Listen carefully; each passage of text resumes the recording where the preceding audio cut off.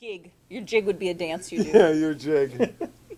Welcome to DTLT today. The gig, all right. Oh, hi. Hi. Hi.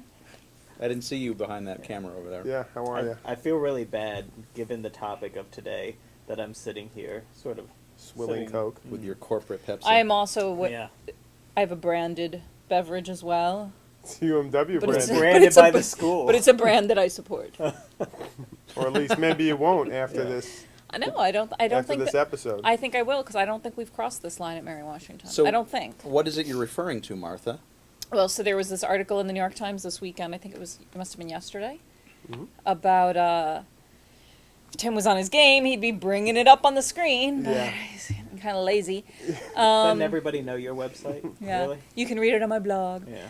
It's so it was about corporate sponsorship, specifically of freshman move-in at UNC. Well, it was about corporate sponsorship in general, but that was one of the main examples they talked about. How American Eagle Outfitters hires students on their campuses to do a lot of things, but in particular, they were talking about helping freshmen move into the dorms, and so they wear T-shirts and they give out pens and other swag, and they do it all like under the auspices of like American Eagle, taking care of students. That's right. And then they interviewed the the vice chancellor for student affairs down there, who has the very catchy Twitter handle of Vice Crispy, because his last name is Crisp, which is odd. And he said that they interviewed him, and he said, yeah, he thought that this was really questionable, this whole notion of commercial message being a part of freshman move-in. And he said it as he stood at the checkouts at Target while upperclassmen handed out combos and vitamin water. Because as it turns out, since 2007, the Office of Student Affairs has negotiated with Target to bus freshmen to the store for like a midnight shopping spree in which they give away stuff and It'd be great if make it a was lot like of money. a midnight shopping spree, the store was empty, Yeah. and the student, like freshmen, didn't know, and then all of a sudden, out of all corners of the store, zombies started Zombies coming out started and started eating eating them. them. Well, in a way, that's what's happening. The corporate zombies. It's a little bit more Yeah, subtle it than is our more narrative. subtle than that. But, by entering into that agreement, they are essentially selling their students' souls to Yeah. corporate America in an incredibly, overt way. And I just love the juxtaposition of him standing at the checkout and saying, yep, that's really questionable Probably practice. Here, no have a problem. combo. Exactly. It's probably like, it's questionable because we didn't get a piece of it yet. Yeah, Well, so, you were talking about, I don't know that Mary Washington has any buildings like this, but when you have the Johnson and Johnson Academic Center or something like that, where you have sort of A corporate, yeah. sponsor, but it's not so much blatant as to stick ads all over everything or handing out, oh my gosh, there's a bug on. Oh, I have a bug. Excuse me, Jim has bugs. I'm being bugged. creepy. Well, and the first thing that I thought, That's bugs. Jim has bugs. He's crawling on a microphone receiver. Well, You may be hearing him, what so- I thought about was the story that we always tell of Marjorie Ock's class. Marjorie Ock Oh, teaches yeah. a Venice seminar where they have sort of this online exhibit that they use UMW blogs for. And, we always talk about putting your stuff out in the open and people will contribute. And so they were talking about ad space on the, not the exhibits, but on the on buildings. the sides in of the San Marcos buildings Square. in Yeah. San Marcos Square. Yeah. And so they were pretty much railing against this idea on their blogs, and then someone from the advertising agency comes back and says, look, I know you don't like this, but this is how this stuff is happening. This is how they're funding it. Nobody's just going to hand them $1 and just say, here it is. So we're actually selling this space so that we can make this happen. Well, and so in that case, my understanding is that's how they are funding major work that needs to be done in Venice. Uh-huh. That's has needed to happen for decades because of, rising water levels and sinking buildings. Sure. And so they need to save Venice. And so they've gotten this corporate sponsorship. So it really starts to raise this question of we have allowed corporations to begin to pay for things because who isn't paying for That's these right. things? That's I mean, the it's like sinking there's this metaphor vacuum, works. right? There's this there's this vacuum into which somebody needs to enter in order for certain things to be sustainable. And one of the things it reminds me of is that growing up around here in DC, we had RFK Stadium. It was named after Robert Kennedy. We had the Cap Center. It was named after the Capitals. Now we've got the Nissan Pavilion. I don't know if it's still the Nissan Well, it's Pavilion. FedEx Stadium. It's now FedEx Stadium. Qualcomm Stadium. Yep. Yep. And all of these like major public Yeah. venues, the only way that they apparently can exist is by selling themselves. But at Well, the same they're- they they're- siphon to millions and corporations. millions and hundreds of millions of public money. Yeah. And that's the same thing what we deal with kind of universities, right? UNC Chapel Hill, that's a public university. Right. Mary Washington, we're a public university. But- and at what yeah. line do we draw the line and say, look, when you start inviting corporate sponsorship in, there better be, I mean, frankly, I think there should be a complete separation. And what we should be doing is, I know this is going to get me into, a lot of trouble in this media in this day and age, but we should maybe tax people. Taxes, I don't know, like maybe raise money so that we invest in just as education long as it's not the wealthy we at tax. every level. They need their right? money, I mean, as opposed to it's us. insane. Like we're inviting in these people, like we need this I know, money, yeah. but the fundamental Yeah. problems, which is we have no tax structure left, which is actually To useful fund to real fund anything public besides interest.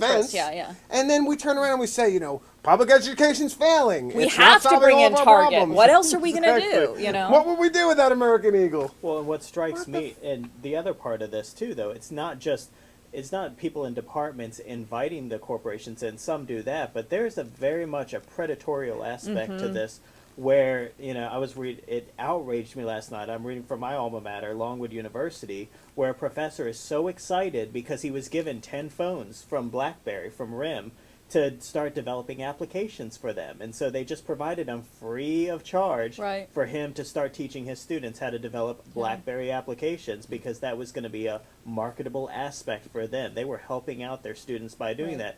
And the professor, he knew nothing about how to do this. He was like, oh, well, I'm going to have to learn how to develop for these, but this is so exciting that we're able to do this.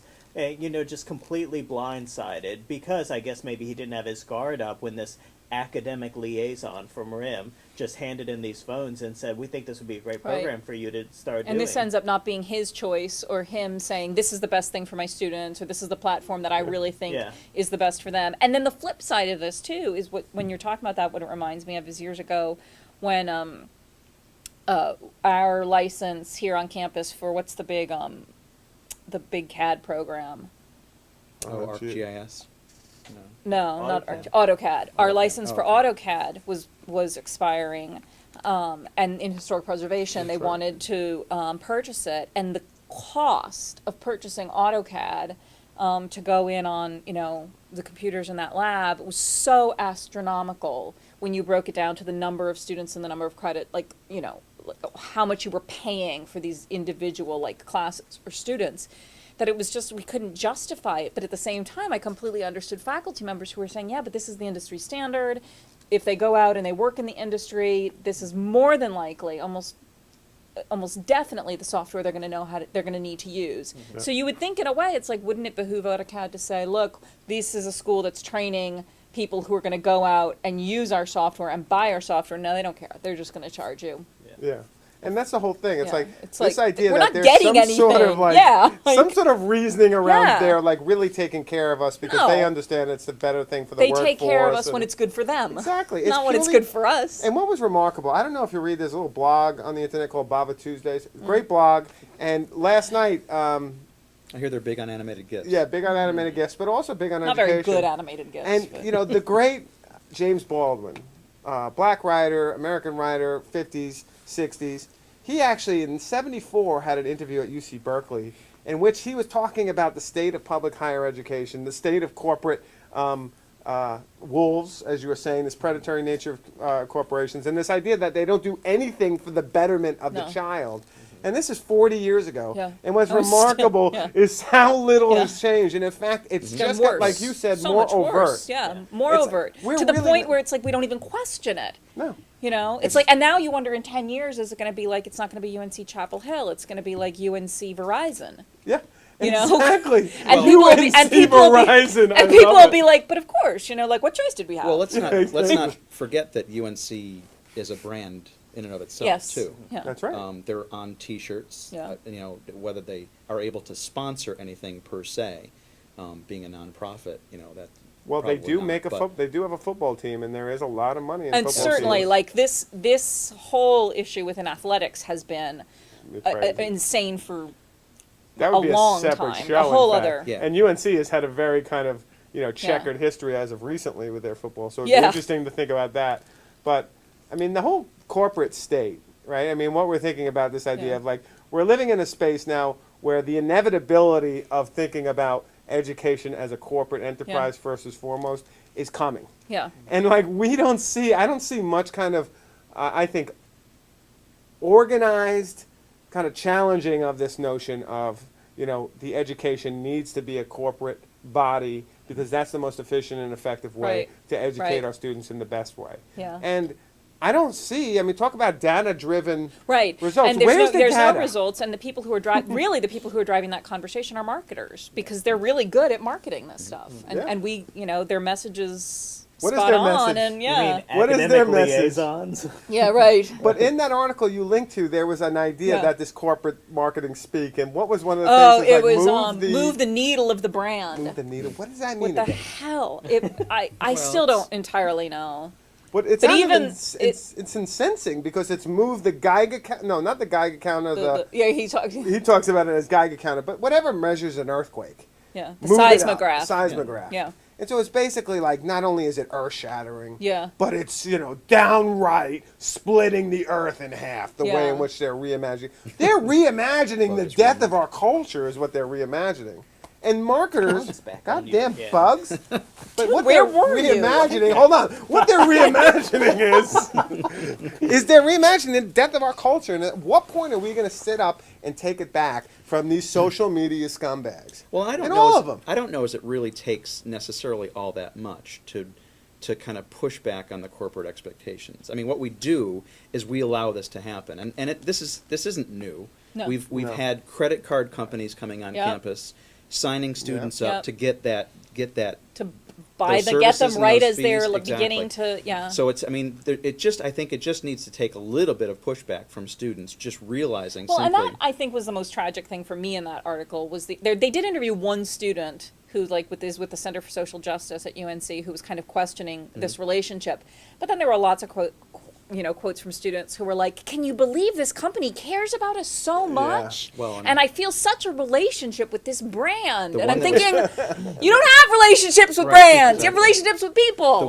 one that was pimping HP to the Yeah. extent where she was Like putting painting things her on her car. car and Yeah. just going to places and saying Yeah. how great HP is. And Well, And she's I and she think a even company- says like her friends unfriend her on Facebook Yeah, because she I- talks about and- HP and so they much. I'm like, should, that and might be a that's, sign. That's that, some of the pushback that I Yeah. think that we need to encourage. But I don't think you're going to rely on students to make that conscious decision. I think Oh, sure. some of the question has to be, at what point do administrators take responsibility Yeah. for this? At Right. what point do you step back and say, what need are these corporations meeting that we're not? Mhm. Yeah. Going back to the Right, cell and phone that thing, is- where it's yeah. like, the students in this article I was reading were all excited because they finally get to develop on cell phones and develop mobile applications. And yeah, that's pretty damn exciting. Your university should be doing that. And what's the cost of 10 cell phones? Yeah. $2,000 or $3,000, and that's it's like the other part of this too. Like when I kind of go back and read between the lines in this article, it's like, okay, so what is the institution really getting? Like, say from the relationship with Target, because Right. I don't think they're getting like a financial kickback, but essentially what they're getting from these relationships is planned programming for students, like Yeah. exciting events and programming for students. Like they talk about Red Bull. Red Bull, is that the name of Yeah. that drink? Yeah, coming on and doing chariot races on campus. And so now it's like, So, of course, in they're budget, excited. in Right. budget restricted times, it's like where they can't afford necessarily to do that kind of programming. It's like, look, we just let these businesses come on, they market to our students, but they also take care of this like student affairs programming that we can't afford to do anymore. Yeah. So, and in defense of Vice Crispy, he does, I can't get over that name. Not to He be- does say, like later in the article, Not you to know, be confused with the brand. Right, right. Well, there is that. He does say later in the article, well, we probably need to be thinking about this more carefully. I would say that since they've been doing this with Target since 2007, maybe they should have been thinking about this 4 years ago. But Right. Yeah. And I think I'm what not is- saying it's an easy question, but how can you ignore it? But what's scary to me is what you pointed out at the very beginning is that this is so overt now. Like, there is no even real questioning of it. It's almost Yeah. like, here it is. It's almost like Right. when Bush came out and said, we're going to war, and like, here it is, and we have weapons of mass destruction. It was so overt that he was lying to the public. Yeah. It is so overt that this is kind of, in some ways, a breaking of the public trust when we Right, deal yeah. with these public universities. And no one's saying anything. Yeah. everyone's like, I Everyone's guess like, well, it I is. guess that's what we have to do now. You know, and right? we talk about that's the world austerity. today. And yeah. I would really like to know, like, what level of this austerity, you know, has to deal with so much stuff that's going to be pushed through us, on us, Well, and- because everyone's going to be claiming being broke, and Right, because let's really pull this apart. It's like, okay, so Duke gets to say, look, we have Red Bull come on campus and they do chariot races. And like, so they make the argument, well, if we don't invite Red Bull to come on campus, then Duke will invite them on campus and they'll do chariot races there. And then that becomes something that Duke gets to market, is that they have all these exciting events and we don't get to market that. So there's also this kind of like one-upmanship that we've Sure. talked about before, Yeah, that's it's been happening the- in higher the education for competition decades. again. It's the climbing wall. It's like, well, we have to have granite countertops because, you know, otherwise they go on tours at other schools and they see granite countertops and we look, you know, but you like said this cheapskates. before when we talked about this morning. We look cheap because we don't have Red Bull Yeah. posters all over Chariot campus. races and climbing walls and countertops. Well, That's let's- what college is But about. the other thing too is, like, we talked about this. At what level is it the responsibility of the institution to to not say, only like not partake, I think it's even- but to combat? I think it's even more than the responsibility of the institution. I think it's the responsibility of the institutions. I think it's the responsibility of us as a collective community in higher education to take a stand and say enough Yeah. with letting corporate entities dictate the future of higher education, whether it's in technology, whether it's in student affairs, whether it's in our gyms, our campus life. We need to define for ourselves what it means to get an education in America in 2011, and then we need to build institutions that support that. And the we fact- need to fund them. And Amen, Sister that's Sludge. the thing. The fact of the matter is, the money's always going to Yeah. be there in some form. In some, it may not always be there, but this token line that, oh, we don't have the funds, oh, we don't have the money, it's just bullshit. It's Okay. Yeah. It seriously is like, it's a cop out to be able to say, we'll let that corporation take care of it for us, and we'll just say, well, yeah, we never had the money to do chariot races, but you certainly had the money to plan student activities, and it's Yeah. a cop out to just say, yeah, we're just going to leave it up to them and not do our jobs. Exactly. Yeah. Or not build an infrastructure that can also benefit the community. I want to show you one thing. Hold on. Don't go anywhere. Oh, dear. Oh God. Hold on. Hopefully we still have it. Yes, we do. In the most recent EDUCAUSE review, there's actually, I don't know if you can all see this, but it's basically, it's called the Do-It-Yourself IT and then question mark. And the whole issue is about whether or not universities should take on their own, or outsource everything to corporations or do their own. And that's a larger conversation maybe for another episode. But where does like Hotmail, Gmail, and all these corporate entities that now own so much of our students' Yeah. work and are actually becoming corporate Yeah. entities in Yeah. that, you know, this stuff is not hosted by universities. People like Brian Lamb and other folks in Canada still have a little bit of an alert up when they go to like Google Apps, like, hey, these are being hosted potentially on American servers, although I think now they made a deal they have to be servers in Canada. But there's all sorts of bigger questions about letting this stuff creep in. And when you say do it yourself is too expensive or do it yourself is not under Right. these austerity measures, I think we lose, kind of Yeah. like our philosophy earlier, Yeah. so much of what the university is about. Well, and it gets at like the example at, was it Syracuse that's using, is it what, chalk and wire or whatever the That's right, Syracuse. portfolio The system portfolio. is, that, you know, Brand it's yourself. like look, you know, when your students leave, they can take their portfolio with them. They just have to pay us $100 a year. That's right. You know, it's like, at least with Gmail, I mean, Google comes with all kinds of other baggage, but at least with Gmail, when they leave, they keep their Gmail account. It's not like all of a sudden they have to start paying for it, although they pay in They do other pay, ways. and we know that, right? But, you know, to just be like, yeah, you know that great portfolio that you spent 4 years building that you thought was yours? It's ours. Yeah. Unless you would like to give us your credit card. $120,000 later after Yeah. you've paid for that Right. university. It's Meanwhile, like, the institution really? is paid, you know, through the wazoo for it.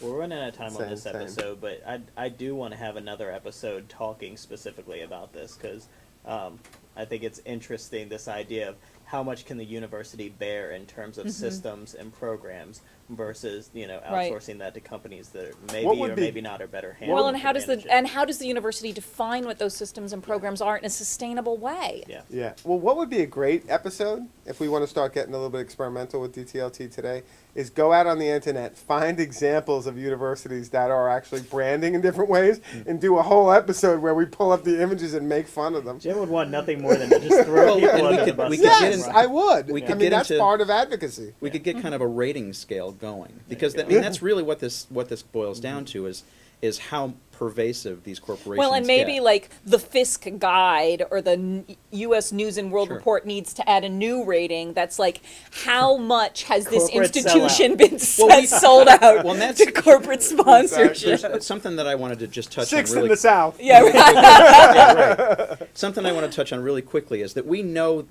this stuff happens, and we do push back at times. And for me, the specific example is 9/11, when corporations get involved in, and I tweeted a couple times about this, like the corporate kind of tribute to 9/11, where they put their brand associated with the sacrifice and that sort of thing. Yeah. It just gets to be so cheesy.